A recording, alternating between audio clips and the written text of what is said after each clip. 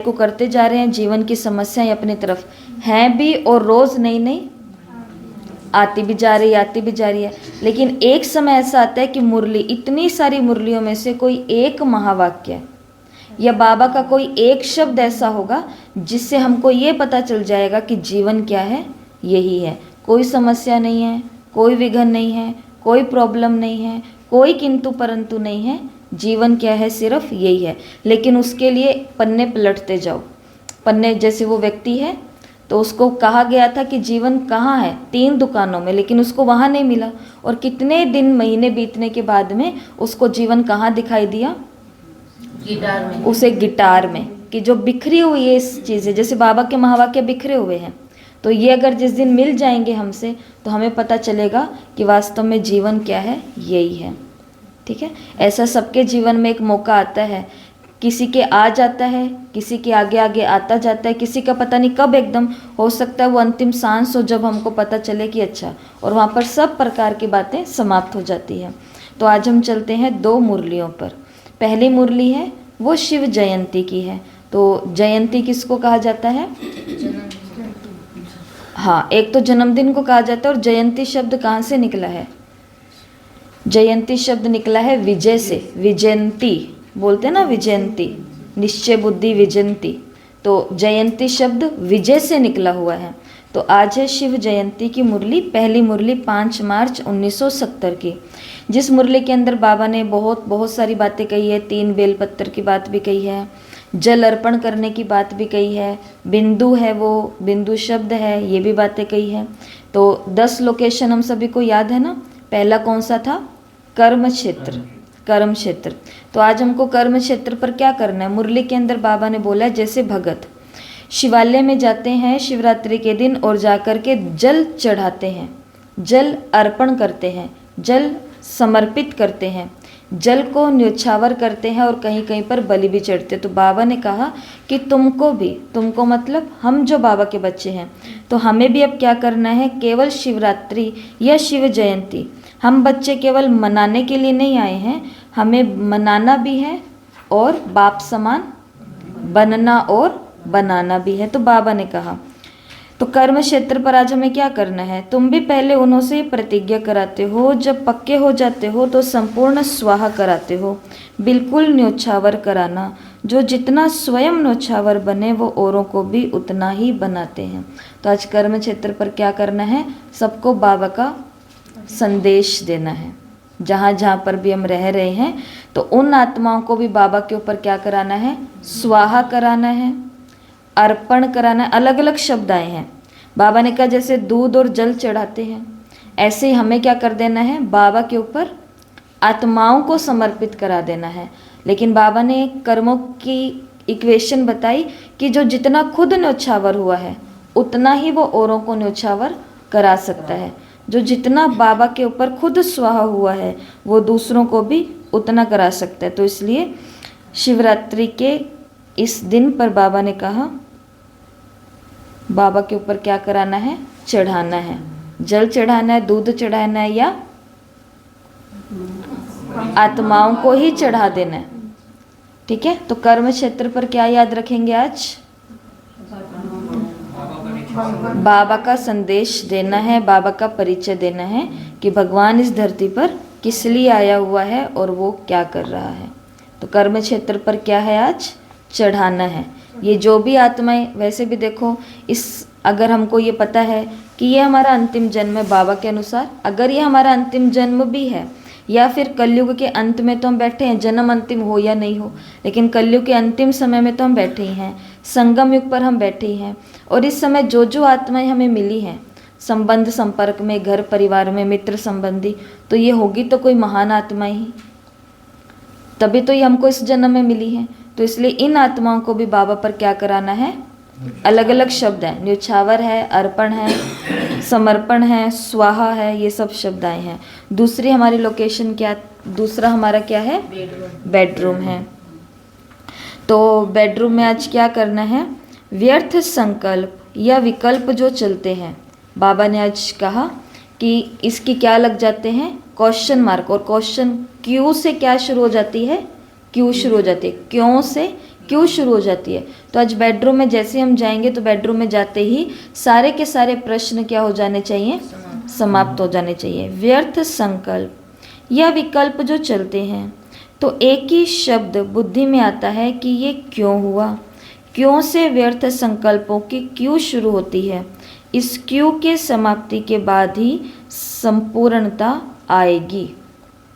तो औरों को कर्म क्षेत्र पर तो क्या था, न्योछावर कराना है, लेकिन बाबा ने कहा कि न्योछावर तो कराएंगे, लेकिन अभी हमारे भी व्यर्थ संकल्प और विकल्प जो चल रहे हैं और ये किस रूप में चलते हैं। बाबा ने कहा ये क्यों के रूप में चलते हैं। मेरे साथ ऐसा क्यों हुआ, मेरे साथ ऐसा कब तक होगा, मेरे साथ ही ऐसा क्यों क्यों क्यों होता जाता है। तो बाबा ने कहा इस क्यों को क्या कर दो, क्यों की इस क्यों को क्या कर दो, समाप्त कर दो। क्योंकि एक क्यों क्या करता है, बहुत सारी बातों को अपने पीछे पीछे लेकर के आता है।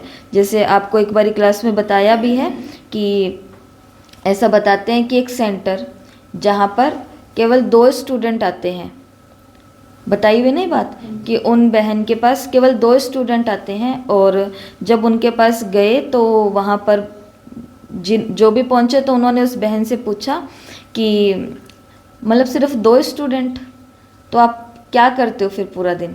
तो फिर उनकी दिनचर्या जब देखी तो वो वैसे ही 2 बजे उठती है, अपनी अव्यक्त मुरलियों की पढ़ाई करते हैं, पूरे दिन में सेवा करते हैं। सेवा स्थान तक कोई पहुँचे ना पहुँचे वो आगे की बात है, परंतु वो पूरा दिन, क्योंकि वो इस ऐसे एरिया के अंदर है जहाँ पर नॉनवेज और ये सब कुछ बहुत ज़्यादा है, तो सिर्फ 2, एक माता आती है और एक भाई आता है।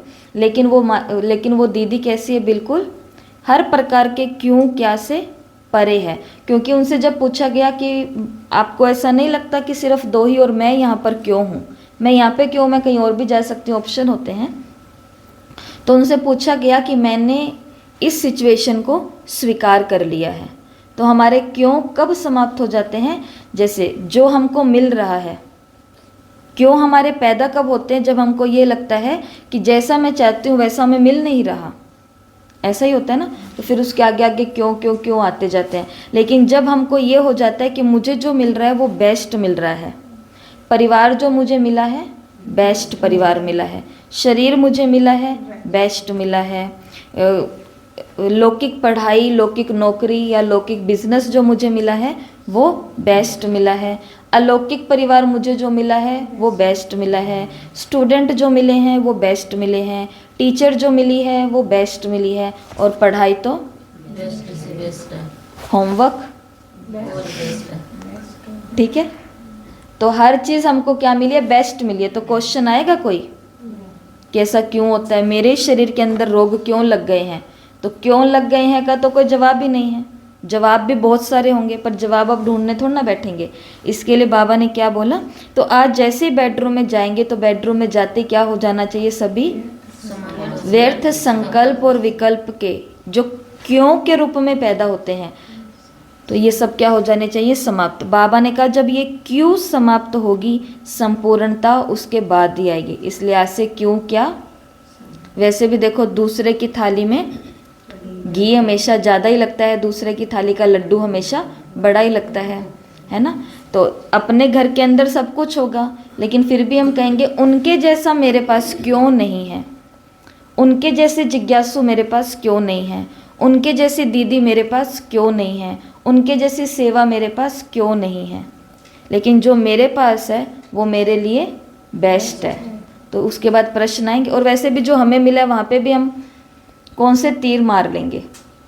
बात तो वो है ना, पहले स्वीकार करो उसके बाद ही हम उसके लिए दिल से कुछ कर पाएंगे। तो बेडरूम में तो कर्म क्षेत्र पर आज क्या करना है, आत्माओं को स्वाहा करना है, आत्माओं को बाबा पर न्योछावर करना है, स्वाहा कराना है। और इसके अंदर बाबा ने कंडीशन भी बताई है, जो खुद जितना न्योछावर हुआ है वो दूसरे को भी उतना ही कराएगा। और बेडरूम में जाते सभी क्यों क्यों की जो क्यों है, लाइन है, उसको क्या कर देना है, समाप्त कर देना है। तीसरा क्या है, मार्केट। आज मार्केट के अंदर क्या बन करके जाना है, एक पहरेदार बन करके जाना है। यहाँ पे बाबा ने पांडव भवन को याद किया, बहुत अच्छी कुछ लाइन है, पढ़ करके सुनाते हैं। जैसे इस गेट की रखवाली करते हो वैसे माया का जो गेट है उसकी भी रखवाली करनी है। ऐसे पांडव सेना तैयार है जो आसुरी संस्कारों और आसुरी संकल्पों को भी इस पांडव भवन के अंदर ना आने दे। अब पहले अपने अंदर ये पहरा मजबूत होगा, तब पांडव भवन में भी मजबूती ला सकेंगे। तो आज मार्केट में गए, क्या बन करके गए? पहरेदार बन करके गए। किसके पहरेदार? स्वयं के ही पहरेदार बन करके गए कि ये सब चीज़ें मुझे, आसुरी चीज़ें जो दिख रही है आकर्षित करने वाली है, आसुरी स्वभाव हो सकते हैं, आसुरी संस्कार हो सकते हैं, लेकिन मुझ पहरेदार को ये कोई भी आसुरी चीज़ें अपने अंदर नहीं जाने देनी है। तो मार्केट में क्या बन करके जाएंगे? और पहरा किसका लगाना है? स्वयं का ही लगाना है। कोई भी आसुरी संस्कार स्वभाव मेरे अंदर नहीं आए। आगे है ग्राउंड। तो ये ग्राउंड अगली लोकेशन ग्राउंड आ गई। जैसे कोई भी आत्मा आए, आते ही आसुरी संकल्प और संस्कारों से मुक्त हो जाए। तो हमने पहरा अच्छा लगाया, हमने इतना अच्छा पहरा लगाया कि इससे हमारे तो संस्कार और स्वभाव आसुरी खत्म हुए, लेकिन दूसरों के भी क्या हो गए? आसुरी स्वभाव और व्यर्थ संकल्प क्या है? मुक्त हो गए, वो उनके समाप्त हो गए। और कितना सुंदर महावाक्य बाबा ने बोला। और ये स्थान फिर क्या बन गया? जादू का घर बन गया। आज ग्राउंड में क्या बन गया? जादू का घर। कौन सा जादू का घर? जहाँ पर सब निर्विकल्प हो जाते हैं, किसी के भी आसुरी संस्कार और व्यर्थ संकल्प नहीं चलते हैं। क्या बन गया ग्राउंड में आज? जादू का घर। दिखा? सुंदर है। तो ग्राउंड के बाद अगली लोकेशन क्या है? एटीएम। एटीएम है अगली लोकेशन। तो जैसे जैसे समय आगे बढ़ेगा, वैसे वैसे दुख अशांति भी बढ़ने के कारण हर एक आत्मा सुख और चैन की प्यासी होगी। तो आज एटीएम पर कौन सी आत्माएं आ रही हैं? जो सुख और चैन की प्यासी हैं। एटीएम पर कौन सी आत्माएं आ रही हैं? जो सुख और चैन की प्यासी हैं। तो बाबा ने कहा 1 सेकंड में उन्हें सुख और चैन की अनुभूति करानी है। 1 सेकंड में। तो आज एटीएम पर दुखी और सुख और चैन की प्यासी आत्माएं आ रही हैं और उन्हें 1 सेकंड में क्या करानी है? सुख की अनुभूति करानी है। 5 लोकेशन जल्दी जल्दी रिपीट करो। कर्म क्षेत्र पर क्या है? समर्पण करना है आत्माओं को बाबा पर बलि चढ़ानी है। ठीक है, न्योछावर का, जैसे जल चढ़ाते हैं। बाबा ने कहा भक्ति में तो जल चढ़ाया, फूल चढ़ाया, दूध चढ़ाया, वो भक्ति की रिवाज है, लेकिन हमें तो क्या कर देना है? आत्माओं को चढ़ा देना है। और बेडरूम में क्यों को समाप्त कर देना है। ठीक है, व्यर्थ संकल्प और व्यर्थ जो भी बातें हमारी आती है, ये क्यों से शुरू होती है। तो बाबा ने कहा पहले तो इस क्यों को ही खत्म करो। तो बेडरूम में जाते ही कोई क्यों क्या मेरे कुछ भी नहीं है, सब समाप्त। तीसरा, मार्केट। बिना देखे बोलो ना, मार्केट में हम क्या बन गए आज? और किसकी पहरेदारी करी? स्वयं की। किससे? आसुरी संस्कार और व्यर्थ संकल्पों से। और ग्राउंड में क्या हो गया? जादू का घर बन गया। ऐसा जादू का घर जहाँ किसी के भी आसुरी संस्कार और व्यर्थ संकल्प नहीं चलते हैं। और एटीएम में क्या है? सुख और चैन की प्यासी आत्मा यहाँ जा रही है। जैसे उधर पैसे निकलवाने आते हैं, आज इस एटीएम में क्या आ रही है? सुख और चैन की प्यासी आत्मा आ रही है। और मुझे 1 सेकंड में इन आत्माओं को क्या देना है? सुख की अनुभूति करानी है। आगे था शॉप। आज शॉप पर 4 प्रकार के क्या बोलेंगे उसको, पावर्स मिल रही है, बल मिल रहे हैं आज शॉप पर। शॉप दुकान, ठीक है। तो किराने की जो दुकान है, ग्रोसरी शॉप जो है, वहाँ पर आज 4 पावर्स मिल रही है। कौन सी 4 पावर है? संगठन का बल, स्नेह का बल, सहयोग का बल, सहनशीलता का बल। संगठन का बल, स्नेह का बल, सहयोग का बल, सहनशीलता का बल। तो आज दुकान पे क्या मिल रहे हैं? ये 4 प्रकार के पावर्स मिल रहे हैं। ठीक है। आगे पार्क। पार्क के अंदर बाबा ने कहा सहनशीलता का बल अपने में धारण करेंगे तो क्योंकि क्यों खत्म करेंगे, आसुरी संस्कारों का पहरा देंगे। तो सोचो आज ये प्रतिज्ञा हो रही है। जैसे बेलपत्र में 3 पत्ते वाले बेलपत्र ही शिव जी के ऊपर चढ़ाते हैं ना, ढूंढ ढूंढ करके। तो ये सोचो आज पार्क के अंदर ये जिन भी आत्माओं ने आसुरी संस्कार स्वभाव पे जीत पाई है, या ये सब कुछ हुआ है, या बहुत सारी आत्माएं वहाँ पहुंची हुई है, और पार्क के अंदर आज हम इन सभी आत्माओं से क्या करा रहे हैं? 3 प्रतिज्ञाएं करा रहे हैं। कौन सी 3 प्रतिज्ञा है? सहनशीलता को धारण करेंगे, ठीक है, क्यों की क्यों को समाप्त करेंगे, और आसुरी संस्कारों पर पहरा देंगे। तो ये 3 प्रकार के हम उनसे क्या करा रहे हैं? प्रतिज्ञा करा रहे हैं। यही है बेलपत्र। ये तीनों बातें आगे आ चुकी है, अब ये तीनों सार के रूप में है। तो पार्क में आज हम आत्माओं से क्या करा रहे हैं? प्रतिज्ञा करा रहे हैं। कितनी प्रतिज्ञा करा रहे हैं? 3 प्रतिज्ञा करा रहे हैं। कौन सी प्रतिज्ञा? कि सहनशीलता को धारण करेंगे। पहले तो आज हमें भी ये प्रतिज्ञा, पार्क में पहुंचेंगे तो उनके साथ साथ हमें भी ये प्रतिज्ञा करनी है कि सहनशीलता को, चलो करो सभी ऐसे प्रतिज्ञा करते हम बाबा के आगे। सहनशीलता को धारण करेंगे, क्यों की क्यों को खत्म करेंगे, आसुरी संस्कारों पर पहरा देंगे। ठीक है, तो ये 3 प्रतिज्ञाएं हमने भी की और आज पार्क में सबको करानी है। और फिर आता है पेट्रोल पंप। पेट्रोल पंप, आज जो पेट्रोल पंप है, जैसे हर पेट्रोल पंप का नाम होता है ना, हर मतलब कुछ 2-3 ही है, तो वो कंपनी के नाम वहाँ पर लिखे होते हैं। ठीक है, तो आज जो पेट्रोल पंप है, अभी तो देखो सभी माताओं के अंदर एकदम नशा चढ़ने वाला है। इस पेट्रोल पंप का नाम है वंदे मातरम। पेट्रोल पंप का नाम क्या है? आपके आवाज़ से तो नहीं लग रहा। ठीक है, पेट्रोल पंप का नाम है वंदे मातरम। अब बाबा ने कहा कि बाबा माताओं को देखते हैं कि माताओं का क्या भाग्य है, माताओं को क्या नशा रहना चाहिए कि भगवान स्वयं माताओं को क्या करते हैं? आगे करते हैं, सिर पे कलश रखते हैं और महामंडलेश्वर वो भी झुकेंगे। अच्छा, संतों का उद्धार करेंगे और पैरों की जुत्ती से सिर का ताज बना लेने। बाबा ने कहा स्वयं बाबा माताओं की वंदना करते हैं। स्वयं बाप दादा भगवान माताओं की क्या करते हैं? वंदना करते हैं। भगवान बच्चों को कहते हैं वंदे मातरम। कितना फर्क हो गया, इतना नशा रहता है। जिस बाप की अनेक भक्त वंदना करते हैं वो स्वयं आकर के वंदे मातरम करते हैं। तो पेट्रोल पंप पर आज क्या हो रहा है? पेट्रोल पंप का नाम है वंदे मातरम, और सभी माताएं एकदम नशे में हैं। किस नशे में पहुंची हुई है पेट्रोल पंप पर? कि जिसकी वंदना सारा जगत करता है वो स्वयं किसकी वंदना कर रहा है? मेरी, माताओं की वंदना। तो आज माताएं क्या बन गई है? सुपर माताएं बन गई है, क्योंकि भगवान इनकी क्या कर रहा है? वंदना कर रहा है। ठीक है, हॉस्पिटल। तो आज जैसे हम हॉस्पिटल में पहुंचे तो हॉस्पिटल में कौन दिखते हैं? मरीज दिखते हैं ज़्यादा, पेशेंट। तो हॉस्पिटल में पहुंचते पेशेंट होते हैं और पेशेंट के फैमिली वाले होते हैं, और चाहे पेशेंट है चाहे पेशेंट के परिवार वाले, इन सभी का चेहरा कैसा होता है? उदास होता है। लेकिन हम जिस हॉस्पिटल में पहुंचे ये रूहानी हॉस्पिटल है, और यहाँ पहुंचते ही हमने देखा कि सबका चेहरा कैसा है? हर्षाया हुआ है। बाबा ने कहा चेहरा ही अनेक आत्माओं का हर्षाएगा। तो आज चेहरा क्या हो जाएगा? हर्षाएगा। हॉस्पिटल में क्या है?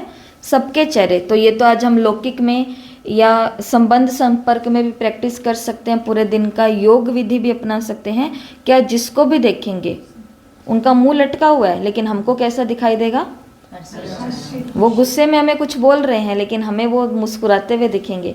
वो चिढ़ते हुए बोल रहे हैं लेकिन हमें वो मुस्कुराते हुए, मतलब हर्षित दिखेंगे। तो आत्माओं का चेहरा कैसा दिखाई देगा? हर्षाता हुआ। ठीक है, और इस मुरली की लास्ट पॉइंट है रिहैबिटेशन सेंटर, मतलब पुनर्सुधार या नशा मुक्ति केंद्र। तो नशा मुक्ति केंद्र पर देखो आज 4 प्रकार की चेकिंग चल रही है।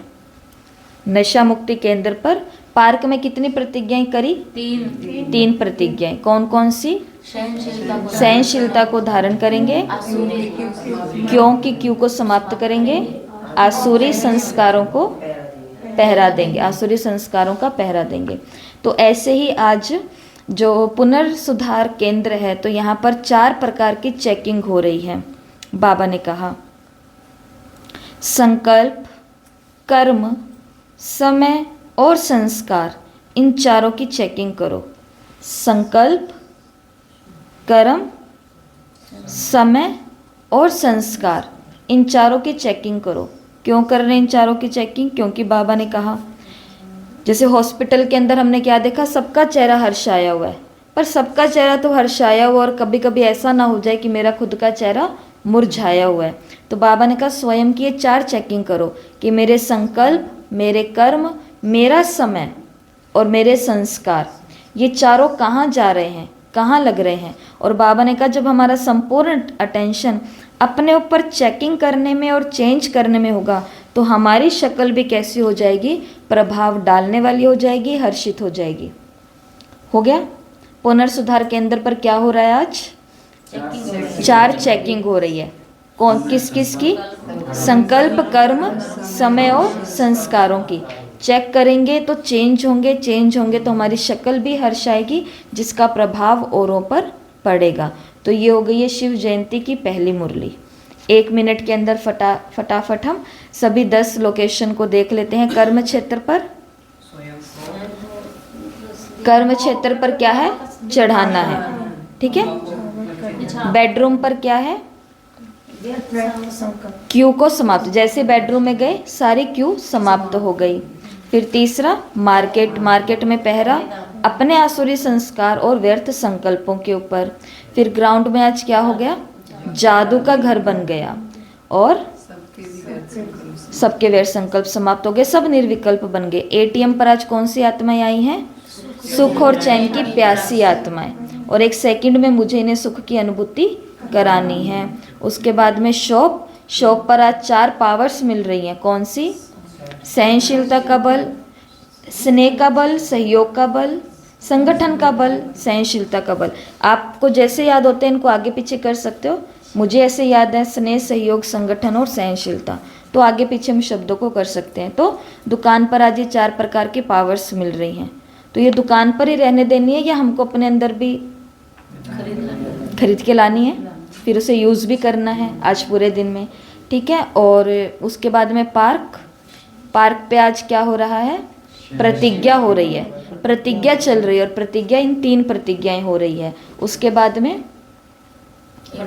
पेट्रोल पंप, पेट्रोल पंप का नाम क्या है? वंदे मातरम। भगवान स्वयं माताओं की क्या कर रहे हैं? वंदना कर रहे हैं। उसके बाद में हॉस्पिटल, हॉस्पिटल में सबका चेहरा हर्षाया हुआ, ठीक है। और इधर पुनर्सुधार केंद्र में क्या हो रहा है? चेकिंग हो रही है, चेकिंग हो रही है इन चारों बातों की। और जो चेक करेंगे वो चेंज भी होंगे, और चेंज करेंगे तो अपनी शक्ल का प्रभाव औरों पर पड़ेगा। ये हो गई है पहली मुरली, ठीक है। अब चलते हैं दूसरी मुरली की तरफ।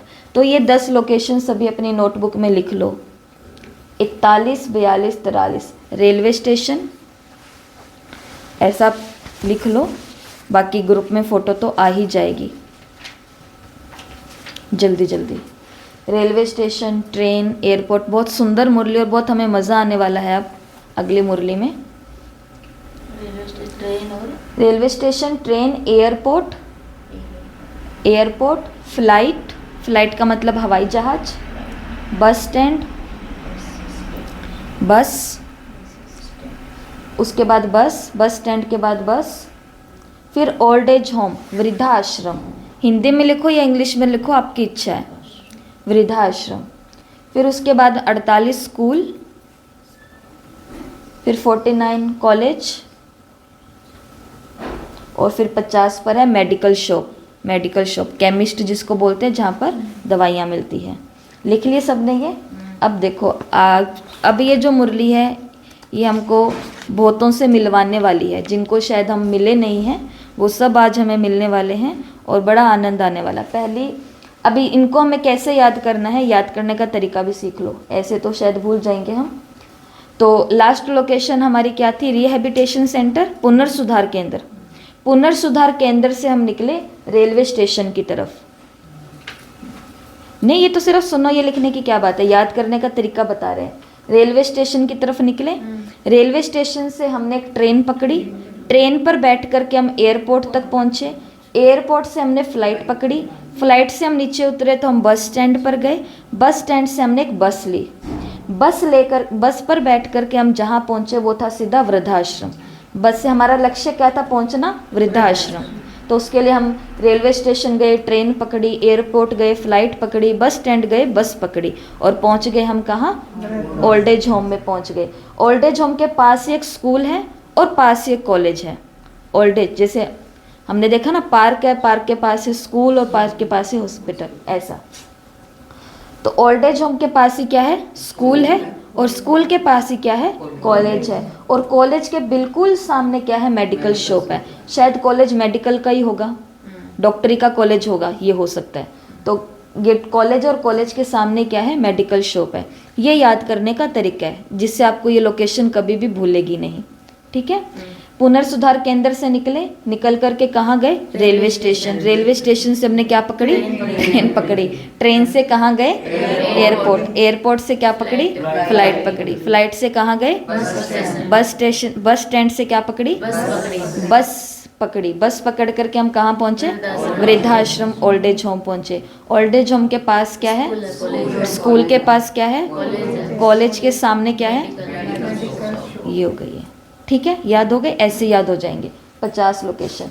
पहले दिन आपको बोला था 100 लोकेशन याद करनी है, जब 7 लोकेशन पर ही हम घूम रहे थे एक सप्ताह तक, तो सबको लगता था ये हम कैसे पहुंचेंगे। 50 तक तो पहुंच गए हो, क्या आपको ये याद नहीं हुए? 40 तक, 40 तक तो याद ही है ना हमको, पुनर्सुधार केंद्र तक, ठीक है। तो अब चलते हैं आज की ये मुरली। तो मुरली की शुरुआत के जो है कुछ क्या बोलते हैं, पहरा, तो उस पहरा में बाबा ने वही होली की बातें कही है जो बाबा हर होली पर 3-4 बातें कहते हैं कि होली का मतलब है जो बीत गया उसको बिंदी लगाना, होली का मतलब है मैं आपकी होली, होली का मतलब है प्योरिटी, मतलब पवित्रता। तो ये बातें जो बाबा होली पर बताते हैं वो पहले बाबा ने सारी बातें बताई कि वतन में आज बाबा ने बच्चों को देखा। तो ये तो हमको 30 मिनट अपने लगा करके मुरलियों को तो पढ़ना ही है। मुरली कभी भी पढ़नी घर जा कर के नहीं छोड़नी। काम यहाँ नहीं है, काम हमारा असली वहाँ जा कर के शुरू होता है।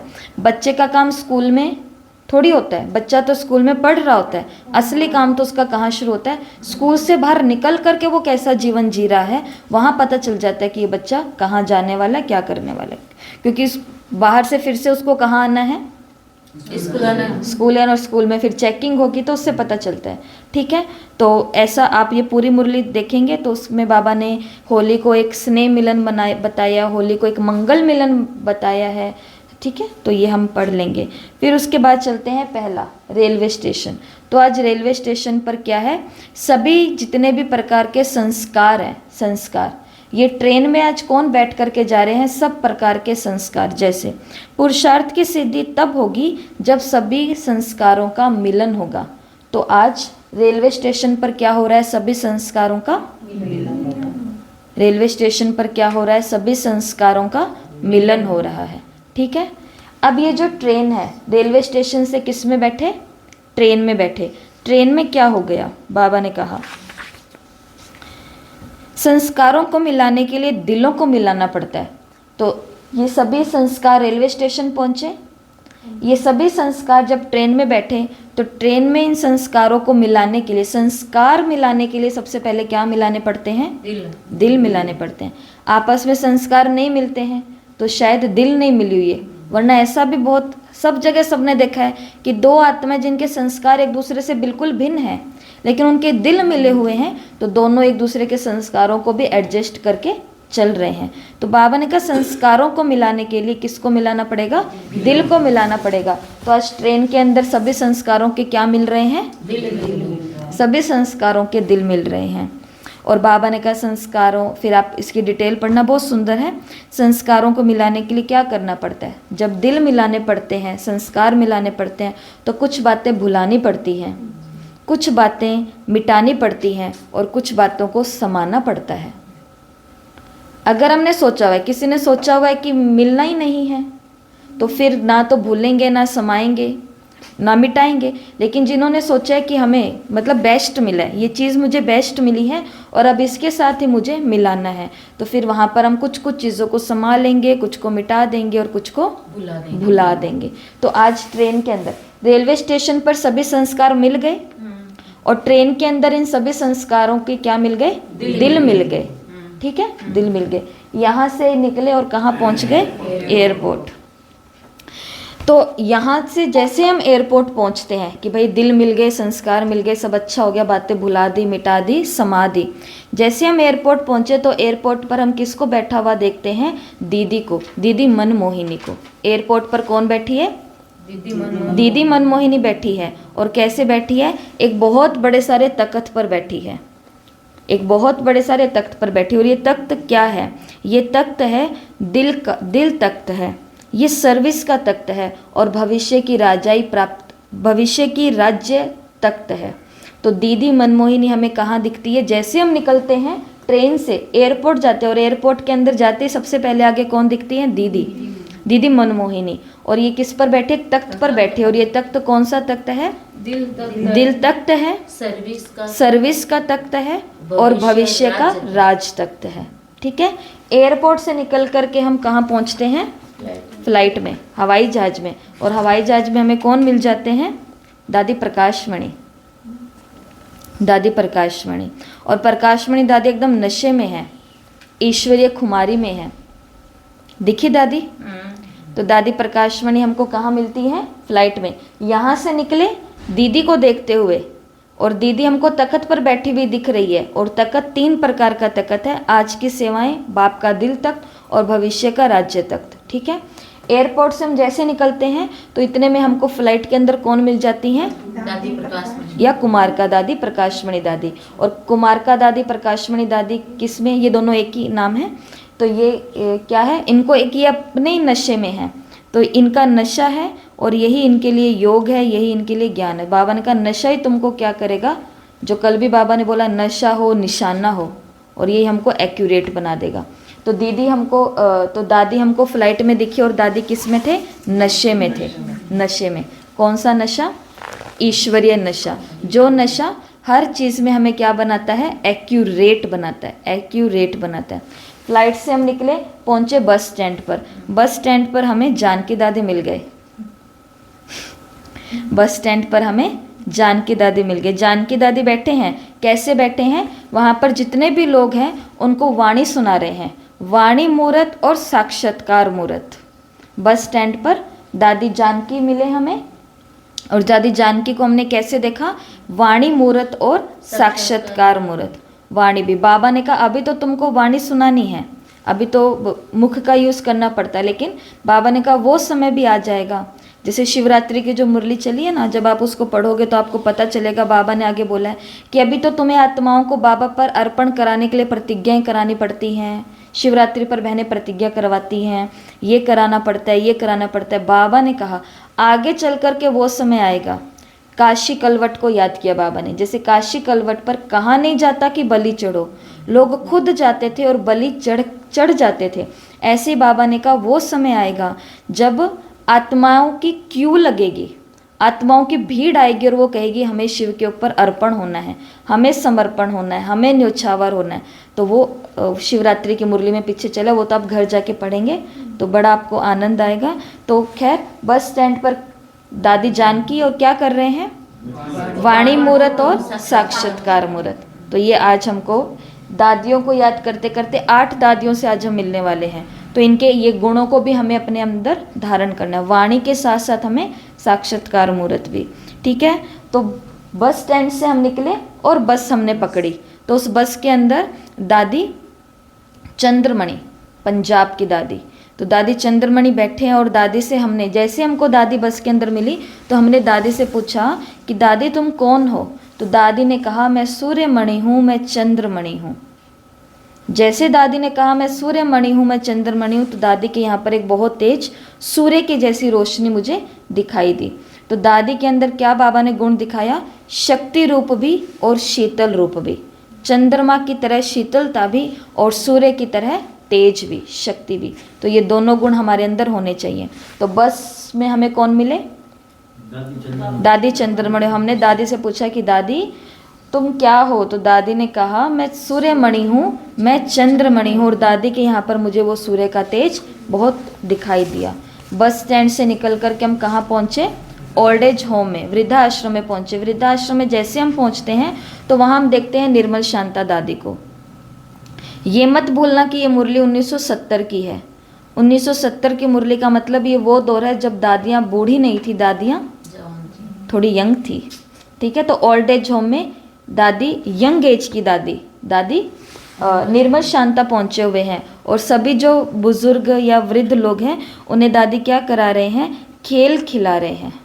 कौन सा खेल दादी उन्हें खिला रहे हैं कि ये बूढ़े लोग हैं या घर वाले इनको छोड़ गए हैं या घर वाले से ये यहाँ पर आगे जो भी इनके साथ हुआ, तो दादी इनको सिखा रही है कि साक्षी होकर के सब चीज़ें देखो, साक्षी होकर के सब चीज़ें देखो। तो जो ये व्याधि है ये खेल का रूप ले लेगी, व्याधियाँ जो है ये खेल का रूप ले लेंगी। हाँ जी, निर्मल शांता दादी ब्रह्मा बाबा के दादा लेखराज के बेटी। तो ओल्ड एज होम में जैसे हम पहुंचे तो वहाँ पे क्या है, निर्मल शांता दादी। निर्मल शांता दादी जो भी वहाँ के वृद्ध लोग हैं जो अलग अलग व्याधियों में हैं, तो दादी उन्हें कह रहे हैं कि साक्षी होकर के इन सभी व्याधियों को देखो। तो ये सभी व्याधियाँ भी क्या लगेंगी, खेल लगेंगी। ठीक है, खेल लगेंगी। ओल्ड एज होम से हम निकल करके कहाँ पहुँचे, स्कूल में पहुँचे।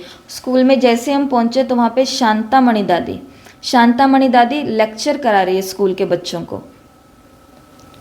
और लेक्चर का टॉपिक है स्पष्टता से श्रेष्ठता, स्पष्टता से श्रेष्ठता। तो ओल्ड एज होम में कौन से दादी हैं, निर्मल शांता दादी। निर्मल शांता दादी। स्कूल में हम पहुंचे तो यहाँ पे कौन है, शांतामणि दादी, जो बच्चों को क्या करा रहे हैं, लेक्चर करा रहे हैं। और लेक्चर का टॉपिक क्या है, स्पष्टता से श्रेष्ठता। कि जितने जितने हम स्पष्ट होते जाएंगे, जैसे कल बाबा ने कहा था, कल या परसों कहा था, प्रोजेक्टर कल कहा था बाबा ने कि लाइट होती है तो फिर उससे क्या होता है, चीज़ें जो है वो स्पष्ट दिखाई देती हैं। ठीक है, तो ऐसे ही शांतामणि दादी क्या करा रहे हैं, लेक्चर करा रहे हैं कि जितनी स्पष्टता होगी उतनी तुम्हारे अंदर श्रेष्ठता आती जाएगी। और स्कूल से निकल कर के कहाँ पहुँचे, कॉलेज में आज रतन मोहिनी दादी हमें दिखे। और रतन मोहिनी दादी के पास 2 ताज हैं, एक है स्नेह का ताज और दूसरा है सर्विस का ताज। और सर्विस का ताज मतलब जिम्मेवारी का ताज।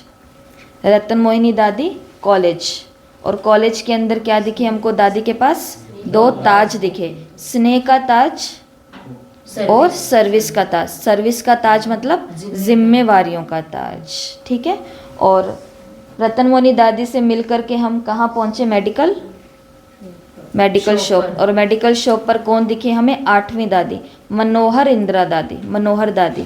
तो मनोहर दादी मेडिकल शॉप पर, आज जो शॉप का जो भाई बैठता है सबको दवाई आदि देने के लिए, पर्ची आदि, स्लिप आदि काटने के लिए, डॉक्टर ने क्या कहा है वो सब उसको बताने के लिए, तो आज वो छुट्टी पर है।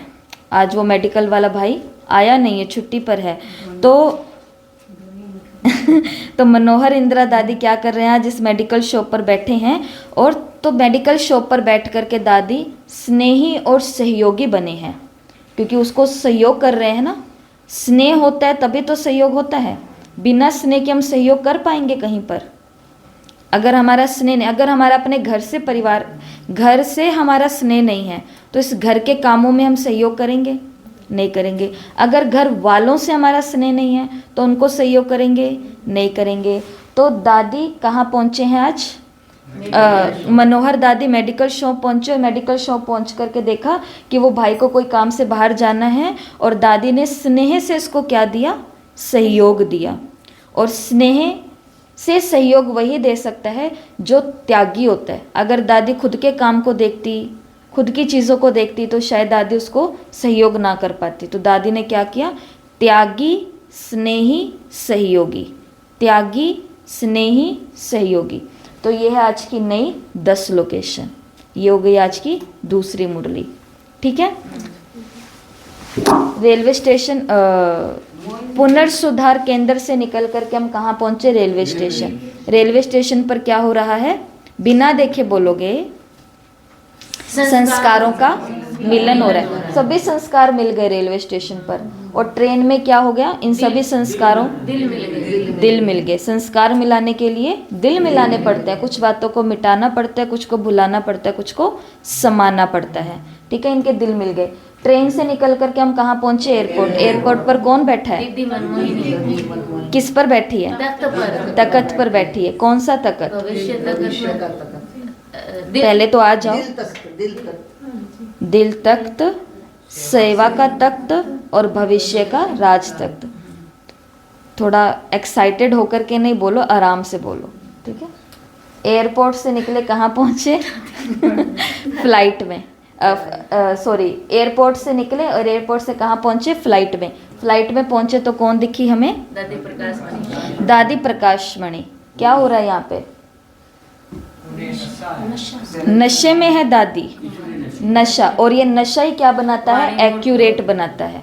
नशा ही क्या बनाता है हमें, एक्यूरेट। नशा ही नहीं है हमें किसी चीज़ का तो हम एक्यूरेट। अच्छा, रात को हम सो रहे हैं, सुबह अमृत वेला भगवान वरदान देने आने वाला है, हमको नशा ही नहीं है तो हम एक्यूरेट उठेंगे अमृत वेले, हम अमृत वेला एक्यूरेट करेंगे। बिना नशे की एक्यूरेसी नहीं आ सकती है। तो फ्लाइट में कौन सी दादी मिली हमें, प्रकाशमणि दादी। नशे में है और नशा इनको क्या कर रहा है, एक्यूरेट कर रहा है। इधर से निकल के हम बस स्टैंड पहुंचे। बस स्टैंड पर कौन बैठी है, दादी जानकी। जानकी दादी। वाणी मूर्त और साक्षात्कार मूर्त। बस में बैठे, बस में कौन है, चंद्रमणि दादी से हमने पूछा कि दादी तुम कौन हो, तो दादी ने क्या बोला, मैं सूर्यमणि हूँ, चंद्रमणि हूँ, मतलब शक्ति रूप और शीतल रूप। और दादी के यहाँ पे क्या दिखाई देता है, पूरा सूर्य दिखाई देता है। बस से निकल करके ओल्ड एज होम पहुंचे। ओल्ड एज होम में निर्मल शांता दादी। ये नहीं भूलना कि दादियाँ यंग एज में हैं 1970 में, ठीक है। निर्मल शांता दादी ओल्ड एज में क्या, ओल्ड एज होम में, वृद्धाश्रम में क्या करा रही है सभी को, ताकि आप अपनी व्याधियों को भूल जाओ। कब भूलेंगे, जब साक्षी होंगे। गेम का नाम है साक्षी दृष्टा, ये याद रहेगा आपको। तो गेम का नाम है साक्षी दृष्टा, जिससे ये लोग या हम सभी भी अपनी व्याधियों को खेल खेल में भूल जाएंगे। और ओल्ड एज होम के साथ में क्या है, स्कूल। स्कूल में आज कौन लेक्चर दे रहे हैं, शांतामणि दादी। लेक्चर का टॉपिक क्या है, स्पष्टता से श्रेष्ठता। स्पष्टता से श्रेष्ठ, जितने हम स्पष्ट होंगे, क्लीन एंड क्लियर होंगे, उतना हमारा जीवन श्रेष्ठ होगा। स्कूल के पास ही क्या है, कॉलेज। और कॉलेज में रतन मोहिनी दादी। क्या, रतन मोहिनी दादी के पास 2 ताज है, स्नेह का ताज है और सर्विस का ताज है। सर्विस का ताज मतलब जिम्मेवारी का ताज। और मेडिकल शॉप पे पहुंचे। मेडिकल शॉप वाला भाई तो छुट्टी पर है, तो मनोहर इंदिरा दादी ने सोचा कि, क्योंकि वो त्यागी आत्मा है, मनोहर दादी त्यागी आत्मा है, और त्याग से ही उनको स्नेह आया, और स्नेह के कारण ही उन्होंने आज क्या किया, सहयोग किया। वो सहयोगी बन करके बैठे हैं। तो ये हो गई आज की 2 मुरलियाँ, 5, 3, 70 और 23, 3, 70। शिव जयंती और होली की याद हो गई सबको, याद हो गई, हुई या नहीं हुई, हाँ जी, कुछ कुछ हुई है, बाकी घर जाके रिपीट करेंगे तो हो जाएगी। बस ये बात याद रखना कि सब चीज़ें बिखरी हुई हैं, इन बिखरी हुई चीज़ों को हमें जोड़ना है, और शायद हमें जोड़ने की कोशिश भी नहीं करनी, हमें केवल फ्लो के साथ चलना है। जैसे वो भाई ने तो महीने उस मार्केट में जाना छोड़ दिया था, एक दिन वो ऐसे ही वहाँ से गुजर रहा था और उसको कोई धुन सुनाई दे रही थी, वो धुन बहुत अच्छी थी और वो उस तरफ गया तो पता चला यहाँ पर कोई मेडिटेशन कर रहा है और ट्रांस में गया हुआ और गिटार बज रहा है। गिटार को देखते देखते उसको क्या लगा, तीनों दुकानें याद आ गई, उसको तीनों दुकानें याद आ गई कि धागा बिखरा हुआ था, उस दुकान पे था, मेटल उस दुकान पे था, लकड़ी उस दुकान पे थी, लेकिन इन तीनों को जब जोड़ दिया गया तो ये कितनी सुंदर धुन बन गई। ऐसे ही हमें नहीं पता वो कौन सा समय, कौन सा पैर, कौन सी घड़ी होगी, जब इन चलती हुई मुरलियों के अंदर एक वाक्य ऐसा आ जाएगा जो मेरे जीवन को पलटा देगा। जिसे हमें याद है अपने ट्रेनिंग का वो दिन, जब ट्रेनिंग चल रही है, बहुत अच्छी चल रही है, आनंद आ रहा है, सब बढ़िया है, लेकिन ऐसा लक्ष्य नहीं था, मतलब जैसा वहाँ पर कुछ चीज़ें हो गई। तो हर दिन शाम को 7, सवा 7 बजे नुमा शाम के 15-20 मिनट के लिए दादी जानकी आते थे। कहाँ है दादी जानकी, बस स्टैंड पर।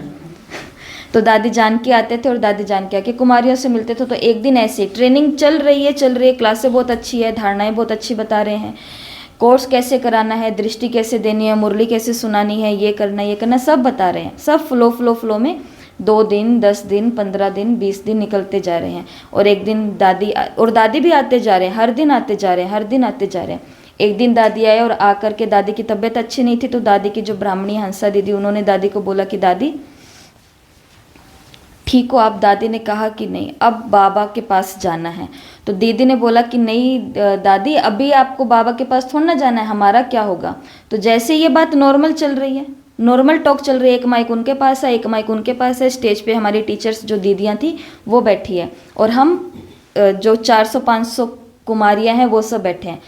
दोनों की चिड़चिड़ चल रही है और सब देख करके हंस रहे हैं कि अरे देखो, दादी कह रही मुझे बाबा के पास जा रहा है, और बाकी सब कह रहे नहीं दादी अभी आप नहीं जाओ।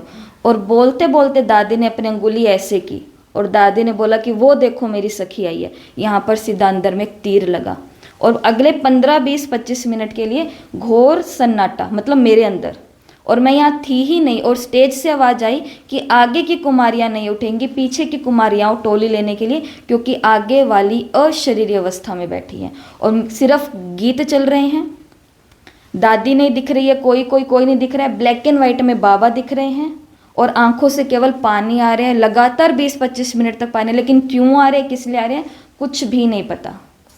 तो ट्रेनिंग करने तो कुछ और के लिए गए थे, कैसे गए थे, क्यों गए थे, कैसे बाबा ने निकाला, लेकिन वहाँ जाते जाते कुछ और चीज़ें हो गई, और कुछ और लेकर के हम यहाँ पर आ गए। तो कहने का भाव है, देखने गए थे कि जीवन क्या है, ना वो उस दुकान पे दिखा, ना वो उस दुकान पे दिखा, ना उस दुकान पे दिखा, लेकिन एकदम ऐसे ही कोई दुकान पे किसी दिन दिख जाएगा। लेकिन उसके लिए ज़रूरी है इस फ्लो के अंदर बहते रहना, इस धारा में रहना ज़रूरी है। इस धारा से थोड़ा सा बाहर निकले तो जीवन नहीं है, वो क्या है, मृत्यु है जो बाहर है, इस धारा से बाहर। ठीक है, ओम शांति।